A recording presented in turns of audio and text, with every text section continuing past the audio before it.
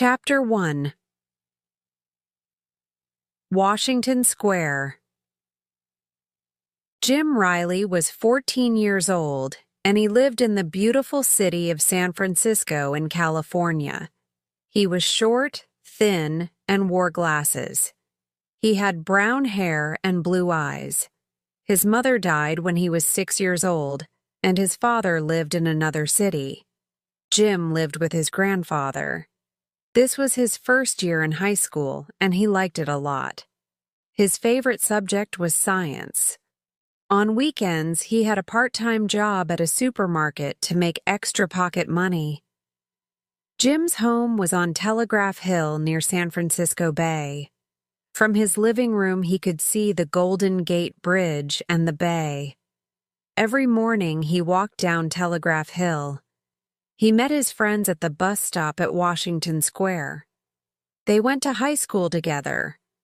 Washington Square was a historical landmark, and the people of San Francisco loved to go there.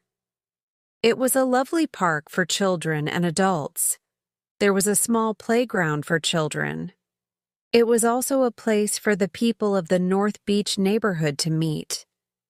There were restaurants, cafes, and nice shops around Washington Square. Often there were music and arts festivals. Normally, Washington Square had green grass and beautiful flowers. But there was no rain for a long time, and the grass was dry and yellow, and the flowers were dead.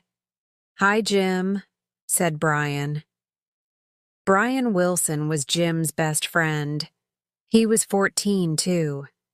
He was a tall boy with blonde curly hair and green eyes. He played basketball on the high school team. His parents had a grocery store, and he helped them on weekends. "Hi, Brian. Did you finish your English homework?" said Jim. "Yes, I did, but Shakespeare wasn't easy." "Look, there's Susan," said Brian. "Hi, guys," said Susan. Susan Hardy was a pretty African-American girl. She was a good friend of both boys. She was also a very good student. She had a part-time job as a babysitter for the children of her neighbors, the Moreno family. Her brother Tom was 20 years old. He was a biology student at San Francisco University and played on the university football team. "Are you ready for the math test?" asked Susan. "I studied all afternoon yesterday, but I'm not ready," said Brian. "I'm not either." "I didn't look at my notes," said Jim. The bus came and they got on. They saw their school friends and started talking. The bus was always crowded, but the bus ride was fun. When they got near Galileo High School, they could smell the chocolate from the chocolate factory nearby.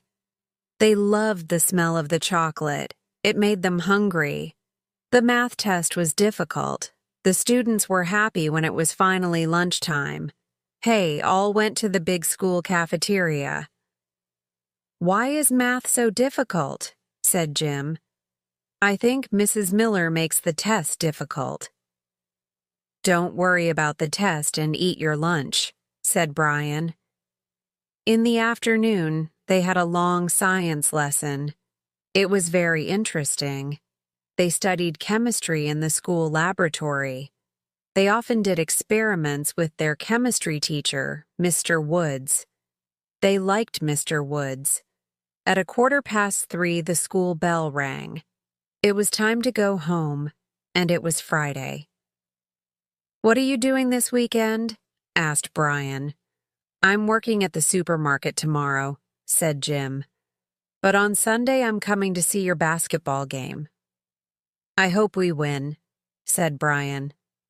"I'm working tomorrow as well at my parents' grocery store. It's always a busy day. But I'm free tomorrow night." "Well, I'm babysitting for the Moreno children all weekend," said Susan. "Do you want to go to the movies tomorrow night, Jim?" asked Brian. "Yes, that's a great idea," said Jim. "I'll phone you." Chapter 2. The face at the window. Jim walked slowly up Telegraph Hill. It was a foggy afternoon in February. Every day Jim walked in front of an old mansion. It was a mysterious wooden building with a big garden and a fence around it. Jim often looked at it and thought, "What's inside? Why doesn't anyone live here?" That afternoon he stopped in front of the gate. He looked at the garden and the trees. What a strange place. No one took care of it. Then he looked up at the old mansion. He looked at the window on the second floor. There was a face behind it. He felt cold. It was the face of a little girl with long, dark hair. But no one lived in that mansion. Who was it? A ghost? Jim didn't believe in ghosts. But who was the girl at the window? She looked down at him. He continued looking at the window. Suddenly, the face of the girl disappeared. Jim could not see well because it was very foggy. He decided to go home quickly. He walked in the door and into the living room.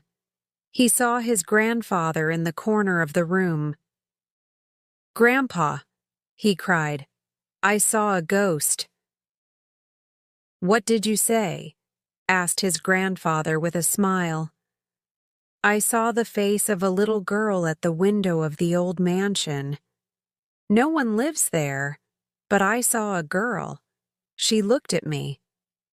"Are you sure, Jim?" "It's a very foggy afternoon. Did you see her clearly?" "No one lives in the old Stewart mansion. It's about 100 years old. There's a strange story about it, but I don't think there are any ghosts." "What story? Please tell me," said Jim.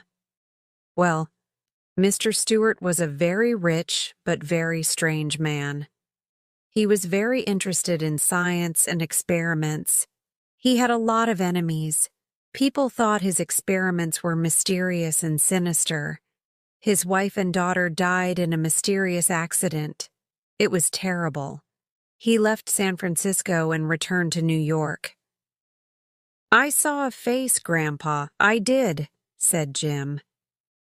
"But Jim, you don't believe in ghosts," said his grandfather. "You're right, but I saw that girl's face," said Jim. "Maybe it was your imagination," said his grandfather kindly. Jim went to his room and turned on the radio. He listened to some songs and then started doing his homework. The next day, Jim went to work at the supermarket. It was a busy day. A strange man with long hair and a silver earring came in. His clothes were old. Customers were usually friendly, but this man was not. He had an angry expression, paid quickly, and left. There was something strange about him. When Jim went home that evening, he phoned Brian. "Hi, how was your day?" "Very busy," said Brian. "Yes, mine too. Do you want to see that new science fiction movie on at the big screen movie theater? We can meet at 7 p.m. in front of the park," said Jim. "Okay, I'll see you then," said Brian, at Washington Square. "Don't be late." Jim left the house and started walking to the park. He stopped in front of the gate of the old Stewart mansion again. There was no one at the window. He stayed there a few minutes. It was windy, and the big trees in the garden made strange noises. He looked at his watch. It was nearly 7 o'clock. He was late to meet Brian. Chapter 3. The Stewart Mansion. After the movies, the two boys went to eat an ice cream at Pier 39. It was a beautiful night. They stopped and looked at Alcatraz Island in the middle of San Francisco Bay. Jim told Brian about the face at the window. "What?" said Brian. "I don't believe it. I want to come with you next week. I want to see her, too. Really? That's great, said Jim. It's a strange place. I'm always a little afraid when I go alone. Let's go together soon. On Monday after school, the two friends met Susan at the bus stop. They got on the bus. Where are you going? Susan asked. Can you keep a secret? Asked Jim. Why? Do you have a secret? Asked Susan. Yes, I do, said Jim. Is it about Jenny Lee's new boyfriend? Asked Susan. Jenny was a very popular girl in their class. Susan hoped Jenny Lee's new boyfriend wasn't Jim. He told her about the Stewart mansion and about the face at the window. Then he told his friends his grandfather's story about the mansion, the scientist, and the mysterious accident. Scary, said Susan. Old mansions always have ghosts. Can I come with you? Jim smiled at her and said, Of course, but promise not to tell anyone. Jim was happy that Susan wanted to come. Susan was pretty. Hey, come on, it's our stop, said Brian. Let's get off. It was 4:30 p.m., and it was a cold, sunny afternoon.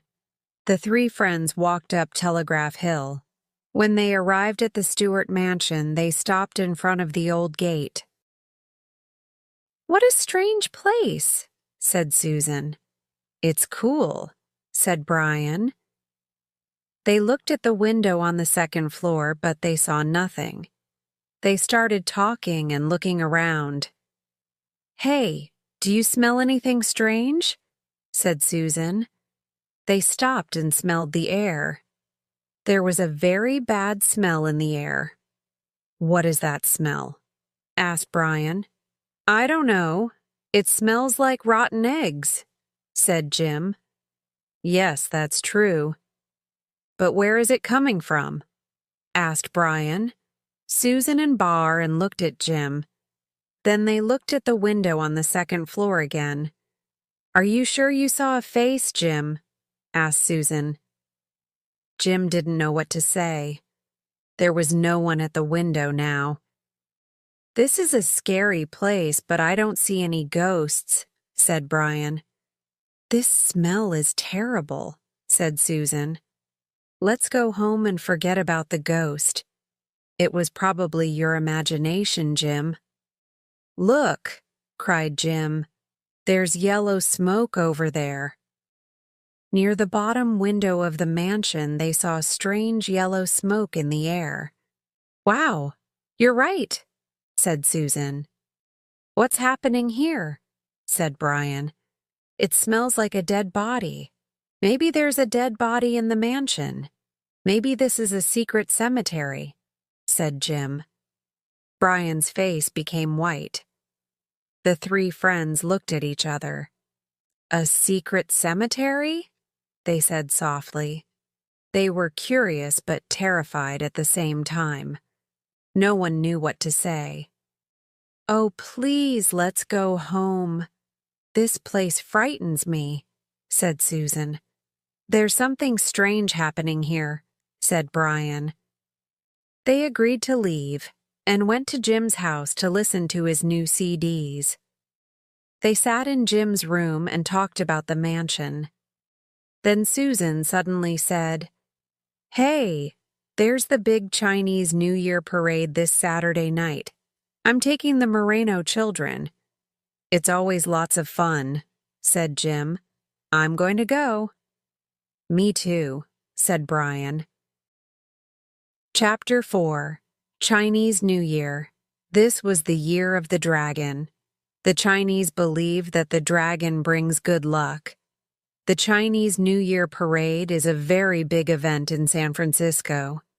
It always takes place on a Saturday night between January 21 and February 19th.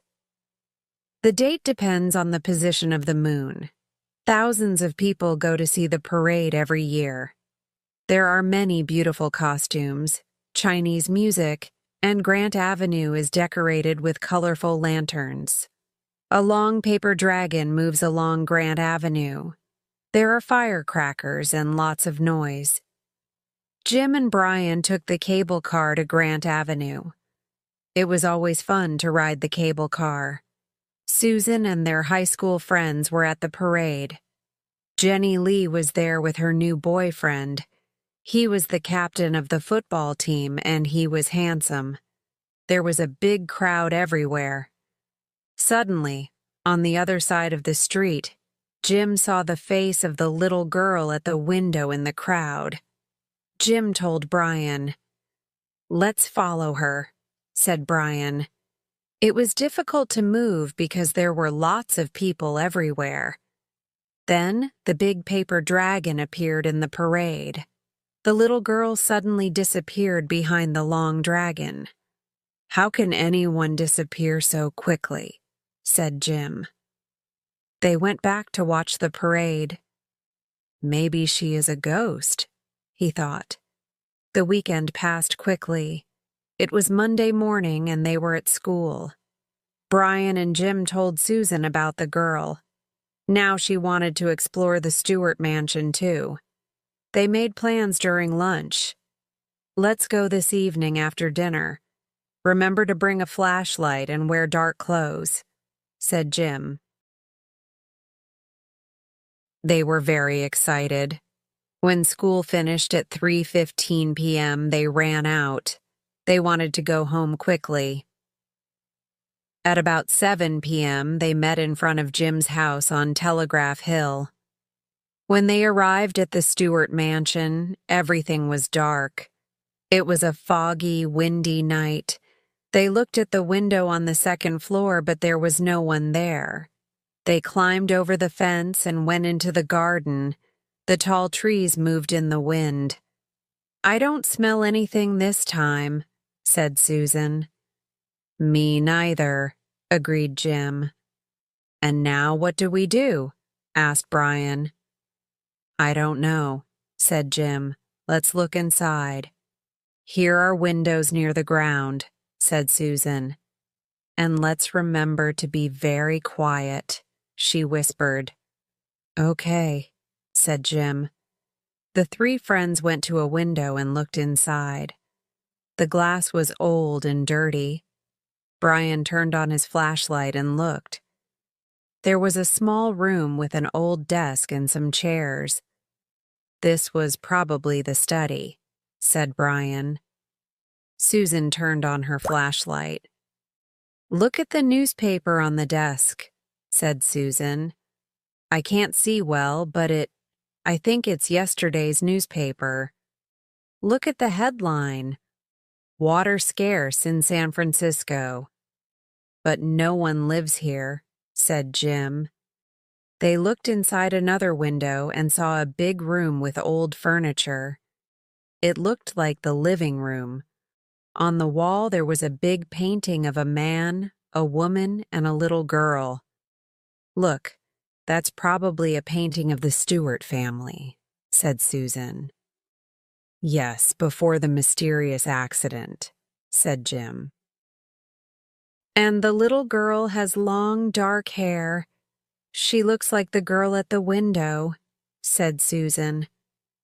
"But we saw the little girl at the parade," said Brian. "How can she be a ghost?" "Remember, she disappeared behind the dragon very quickly," said Jim. They went to the other side of the mansion. There was a broken window near the bottom of the house. They looked inside. They saw a big, dark basement. No one was there. Then Jim turned on his flashlight too. In the basement, they saw some long tables. There were test tubes, glass bottles, and other laboratory equipment. "This looks like our chemistry lab," said Jim. "Maybe someone is using it," said Susan. "But why?" "Maybe someone is experimenting with something secret," said Brian. "I don't like this place," said Susan. It gives me a bad feeling. Are you scared? Asked Brian. No, I want to come back again, but in the daytime, said Susan. Okay, said Jim. Let's go then. Crash. There was a loud noise. It came from one of the rooms upstairs. What was that? Cried Susan. We're not alone here. Someone or something is here, said Jim. Let's get out of here, said Brian. They started running to the fence. They ran under the trees and suddenly heard a strange sound from the branches above their heads. They looked up. Eek! Cried Susan. Bats! They climbed over the fence quickly and ran away. Chapter 5. A mysterious magician, Jim heard the voice of a child in the fog. Help! Help! It was a cold night. Jim stood in front of the Stewart mansion. There was fog everywhere. The voice came from inside the mansion. He didn't know what to do. He wanted to help the child, but he also wanted to run away. Suddenly, he felt a hand on his arm. For a moment, his heart stopped. He could not turn around. He was too scared. An angry voice behind him said, "What do you want?" Jim turned around slowly. He saw a big mar with long dark hair and angry eyes. It's the same man I saw at the supermarket 2 weeks ago, he thought. He was about 50 years old. He had a silver tooth and it shone in the dark. He also had a silver earring. He was awful. Well, what do you want here? Jim looked at him and said, Nothing. Who are you? Don't ask questions. Stay away from here. I'm a dangerous man. I eliminate problems and you're a problem. Go away now. He pushed Jim to the ground and disappeared in the fog. Jim woke up. He was scared. Phew, it was only a dream, he thought. He looked at his alarm clock. It was 3 a.m. The next day, Jim, Brian, and Susan went back to the mansion in the afternoon. They went to the basement window. No one was there, but there was a big black book on one of the tables. Someone was here last night or this morning. There's a book on the table. It wasn't here last night, said Jim. You're right, said Brian. And who has the keys to the mansion? Asked Susan. That's a good question, said Brian. The days passed and something else happened. The grass in Washington Square was green again, and there were flowers. Everyone in the neighborhood was surprised and happy. Jim talked with his grandfather about this. Grandpa, it's amazing. Washington Square is beautiful again. The grass and the flowers are growing.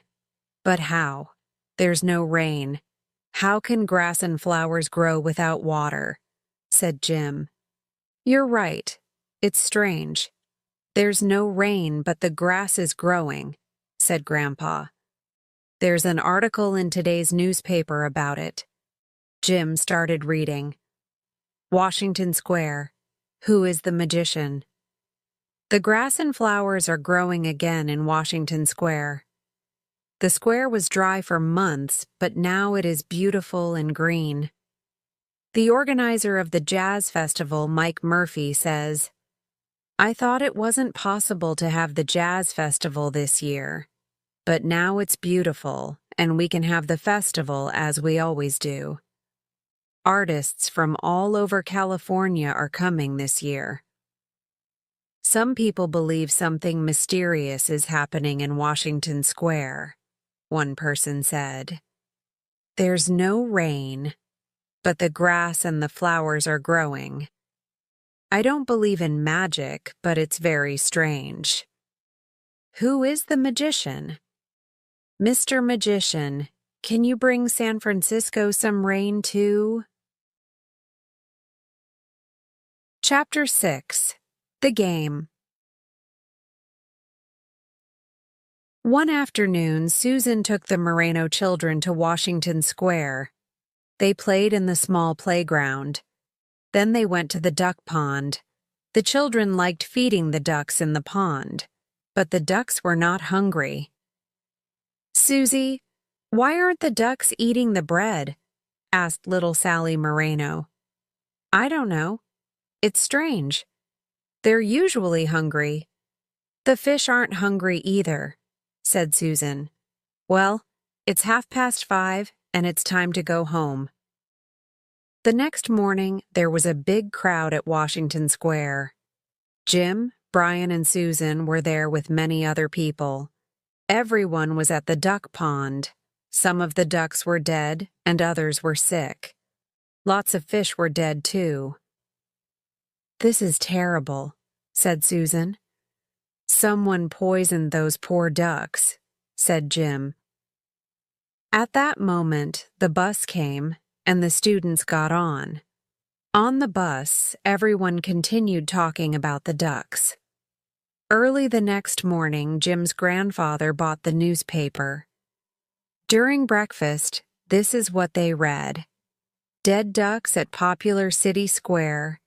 8 ducks and many fish were found dead in the pond in Washington Square yesterday morning.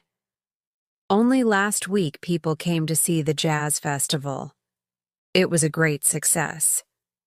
A scientist analyzed the grass and the water in the pond and found a high quantity of a new chemical. The new chemical is similar to Green X, but it is more toxic. Green X was a popular fertilizer 20 years ago. It is illegal to use it today," the scientist said. "The volunteer organization Helping Hands is now looking after the sick ducks. Volunteers can call this number, 392-0369. The San Francisco Police Department are investigating the case." "Wow," exclaimed Jim. "This mysterious new chemical is responsible for the green grass. So someone created a new fertilizer and it's toxic." "What irresponsible people," said Jim's grandfather. "Think of the children. They play in Washington Square." On Thursday evening, Jim and Brian were at Susan's house. "This fertilizer thing is so strange. Maybe it's a mad scientist," said Brian. "Maybe they can make a lot of money with this new fertilizer," said Jim. "Yes, a lot of money. And they'll poison all the animals," said Brian. Susan was quiet for a few minutes. Then she said, "I want to solve this mystery. I think there's a connection between the Stewart mansion and this fertilizer. But I don't... I know." On Friday evening, Susan went to see her brother's football game. It was San Francisco University versus Monterey University. Tom was a good player. The stadium was almost full. Susan found a good seat to watch the game. Susan liked football games. She always went to watch her brother play.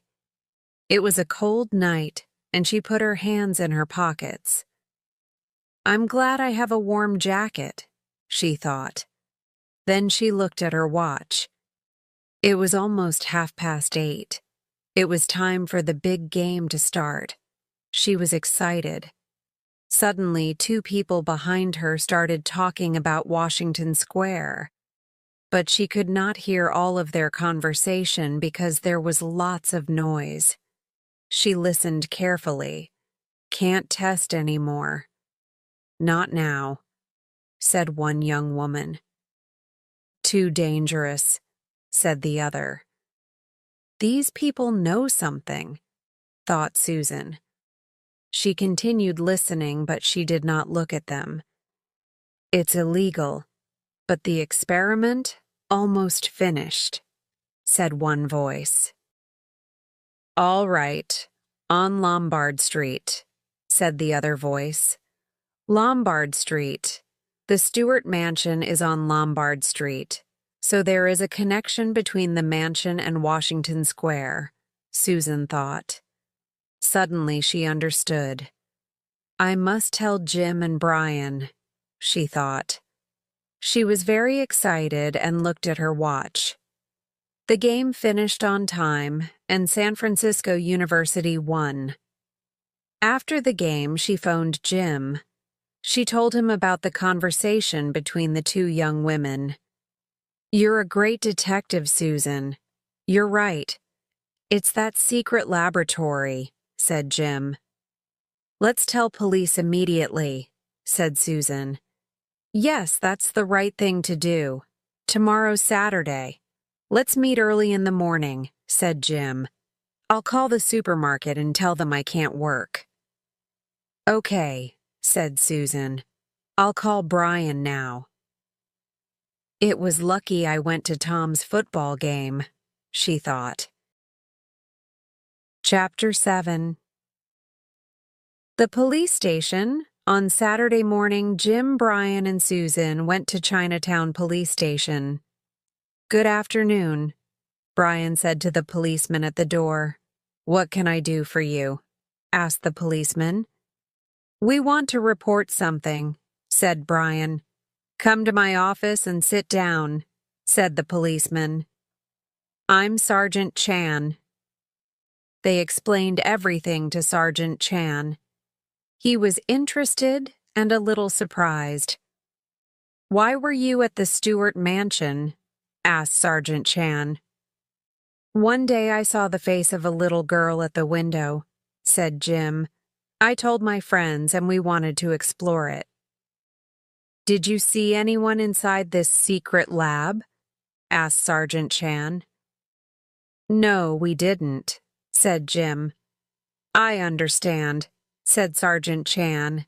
The mansion is very close to Washington Square. Perhaps you discovered something interesting that night. I'll send some officers to investigate. I want you to come too. You know where the laboratory is. I'll phone you. Yes, Sergeant, answered Jim. In the afternoon, the phone rang at Jim's house. Hello, this is Sergeant Chan of the San Francisco Police Department. May I speak to Jim Riley? This is Jim Riley. Hello, Sergeant Chan. Jim, my officers and I are going to investigate the Stewart mansion. Can we meet you at 5 o'clock this afternoon? Of course. Let's meet in front of my house at 325 Lombard Street. Then we can go together, said Jim. You and your friends wait outside your house. We'll go in a police car, said Sergeant Chan. We'll see you at 5 o'clock then. Goodbye. Jim was excited. He told his grandfather about the phone call. I'm very proud of you and your friends. You're doing the right thing, said his grandfather. He smiled, but he was worried. Thanks, Grandpa. Jim called Brian and Susan. Meet me outside my house. The police are going to drive us to the mansion. It was 5 p.m. Jim saw 2 police cars in front of his house. He and his friends got into the police car with Sergeant Chan. Good evening. This is Sergeant Lopez, said Sergeant Chan. Pleased to meet you, sir, said Jim, Brian, and Susan. Now, this is our plan. We'll drive to the mansion and my officers and I will go in. Jim, you will show us the basement window.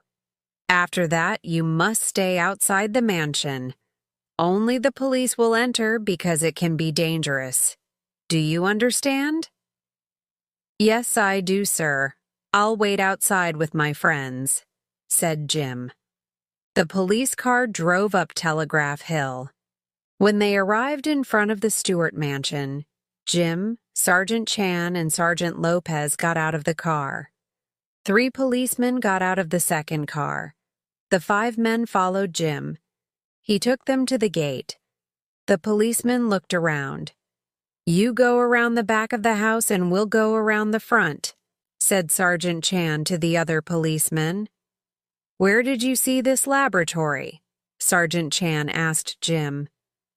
Over there by the window, replied Jim. They saw yellow smoke near the basement window. There was a bad smell like before. That's the smell of sulfur, said Sergeant Chan, and it's very strong. He opened the gate and went in. The other policemen followed him. Jim remained outside with his friends and waited. Chapter 8. The secret formula. There were 4 young people in the laboratory, 2 women and 2 men. They were in their early 20s, and they were very busy with an experiment. They stood around the long table. One woman wrote something in the big black book. The other 3 worked with the test tubes. There was a portable computer on a small desk. Near the desk there was a little girl. The little girl was with the man with long hair and a silver earring. Sergeant Chan looked inside the basement window and saw people in the laboratory. Jim Riley was right. There is an illegal laboratory here. Let's go in, said Sergeant Chan to his men. The police broke the front door and went into the mansion. They immediately went to the basement. This is the San Francisco Police Department. Put your hands over your heads, Sergeant Lopez cried. You have the right to remain silent. Anything you say can be used against you. The young people were surprised and angry. Oh no, cried one young man. He and his friend ran to another door, but the police stopped them. Who are you and what are you doing here? Do you know you are on private property? Said Sergeant Chan. One of the young women spoke. She was very nervous. My name is Barbara Dell. We aren't criminals. We're students at San Francisco University in the Department of Chemistry. Who's that man? He doesn't look like a student, said Sergeant Chan. He's Ben Bradley. He has the key to the mansion because his grandfather was a gardener here many years ago. Now Ben doesn't have a home. He sleeps here at night, said Barbara Dell. Oh, shut up, said Ben Bradley angrily. Be quiet, said Sergeant Chan. Now continue your story. Don't tell them anything, Barbara, cried one of the young men. The formula is our secret. I want to tell the truth, said Barbara. We discovered a new molecule at the university. With this molecule, we created a new formula for a powerful fertilizer. People can use this fertilizer without water. We knew that no one lived in this mansion, and we knew that there was an old laboratory in the basement because Mr. Stewart was a scientist. We wanted to keep this a secret because you wanted to sell it to a company and make a lot of money. And you tested the fertilizer in Washington Square. You polluted the water of the duck pond. You killed the ducks and the fish. Your new fertilizer is toxic and very dangerous. Do you know that children play in the park near the duck pond? Asked Sergeant Chan angrily. We didn't want to pollute the water in the pond or the grass in the park, said one of the young men. We just wanted to test the new fertilizer. And you decided to test it in a public park. Didn't you think about the people and the wildlife? You 4 must come with us to the police station, said Sergeant Chan.